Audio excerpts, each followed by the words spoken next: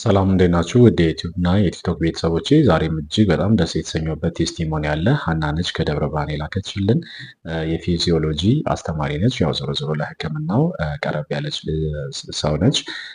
ሰው እንዴት እንደማመሰግንህ አላውቅም። ይህ እውነት ነው የምልህ በጣም ተስፋ ቆርጬ ከነበረበት ችግር ውስጥ ነው ያስወጣኸኝ።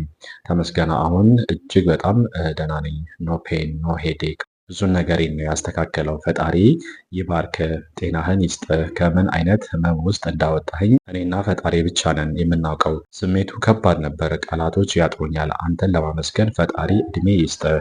3 ወር ሞልቶኛል። ሌላ የቀረኝ የምወስደው ነገር ካለ እና መደወል ካለብኝ የሚመችን ሰዓት ንገረኝ። አመሰግናለሁ ይላል። ያው ከታች ያለው ያው ፐርሰናል ነው።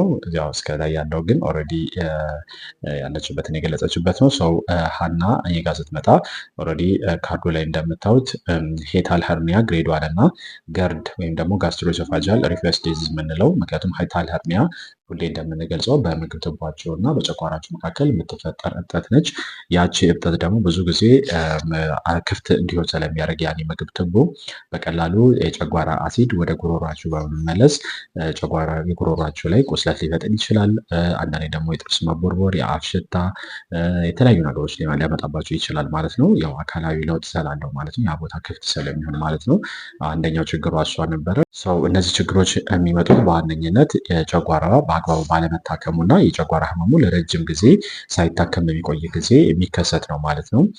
የጨጓራ ህመሙ በጊዜ ሂደት አሲዱ እየቀነሰ ሲሄድ ያንን ሎወር ኢሶፋጃል ስፊንክተር ወይም ደግሞ ካርዲያክ ስፊንክተር ምንላትን መዝጋት እያቃተው ስለሚመጣ በቀላሉ ለሄርኒያ እንዲሁም ደግሞ ገርድ ለምነው እንዲሁም ለኢሶፋጀተስ ልትጋለጡ ትችላላችሁ ማለት ነው። ስለዚህ ከነዚህ ህመሞች ነው የተገላገለችው። ኦልሞስት ፎሎ አፕን በጀመረች በሳምንታት ውስጥ ከፍተኛ ለውጥ ነበራት። ነገር ግን አሁን 3 ወራን ጨርሳለች። ሙሉ ለሙሉ ከዛ ህመም እንደተገላገለች እንግዲህ ገልጻልናለች ማለት ነው። ሁሌም እንደምለው ግን ያው ከ3 ወር እስከ 6 ወር ባለው ጊዜ ውስጥ በደንብ በጥንቃቄ መሄድ ያስፈልጋል። ምክንያቱም እንደዚህ አይነት ህመሞች ሙሉ ለሙሉ ለመዳን ብዙ ጥናቶች እንደሚያሳዩት ከ3 ወር እስከ 6 ወር ጊዜ ይፈልጋሉ። ስለዚህ ኢቨን ህመሙ እንኳ ቢጠፋ በዛ መልክ መቀጠል ያስፈልጋል ማለት ነው። በጨጓራ ህመም፣ በአንጀት ህመም፣ በጨጓራ ቁስለት፣ በአንጀት ቁስለት፣ በአይቢኤስ፣ በአይቢዲ፣ በሃይፐርታይሮዲዝም፣ በሃይፖታይሮዲዝም፣ በሬማቶይድ አርትራይተስ፣ በስኳር፣ በደም ግፊት እየተቸገራችሁ ያላችሁ ሰዎች ኮሚኒኬት አድርጉን። አዲስ አበባ ያላችሁ በአካል መታችሁ ህክምናችሁ መውሰድ ትችላላችሁ። ክፍለ ሀገር እና ከሀገር ውጭ ያላችሁ ሰዎች በዚህ ስልክ ቁጥር ዋትሳፕ ላይ ብትጽፉልኝ መመለስ ነው የሚሆነው። ከዛ ውጭ ብዙዎቻችሁ ጥያቄ በምንድን መልክ ለሚታከም በተለይ ጨጓራ ላይ ያለው ጥያቄ በምንድን ነው የሆነ ኪኒን የሆነ ቅጠል በመውሰድ የምናክም የሚመስላችሁ ሰዎች አላችሁ። ነገር ግን ደጋግሜ እንደምገልጸው ጨጓራን የሚያክም ወይም ደግሞ እነዚህ ክሮኒክ የሆኑ ኬዞች የሚያክም አንድ መድኃኒት ወይም ደግሞ የሆነ ባህላዊ የሚሆን አንድ ቅጠል ወይ የሆነ ነገር የለም ማለት ነው። ስለዚህ በኮምቢኔሽን ነው የሚታከመው። ምግባችሁ ላይ እንሰራለን፣ ምግባችሁን እናስተካክላለን፣ ዳይትሪ ፕላን ይወጣላችኋል። ሁለተኛ ቤት ውስጥ የሚዘጋጁ ቀለል ያሉ በሻይ መልክ በጁስ መልክ የሚወሰዱ ራሳችሁ የምታዘጋጇቸው የተለያዩ ሰፕሊመንቶች ይኖራሉ። ሶስተኛ ከፋርማሲ የሚገዙ በኪኒን መልክ የሚወሰዱ የተለያዩ ቫይታሚኖች፣ ማግኒዚየም፣ ፕሮቲን የተለያዩ ሰፕሊመንቶች ይኖራሉ። እነሱ እንጠቀማለን እንደየኬዛችሁ ማለት ነው።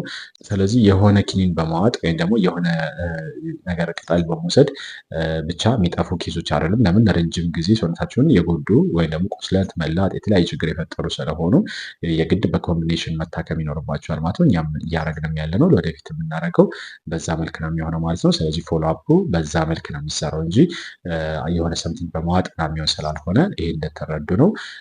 ከላይ የዘረዘርኳቸው ችግሮች ያለባቸው ሰዎች በማንኛውም ሰዓት በዚህ ቁጥር ኮሚኒኬት ማድረግ ትችላላችሁ። ለዚህ ፔጅ አዲስ የሆናችሁ ሰብስክራይብ፣ ላይክ አድርጉ። አመሰግናለሁ።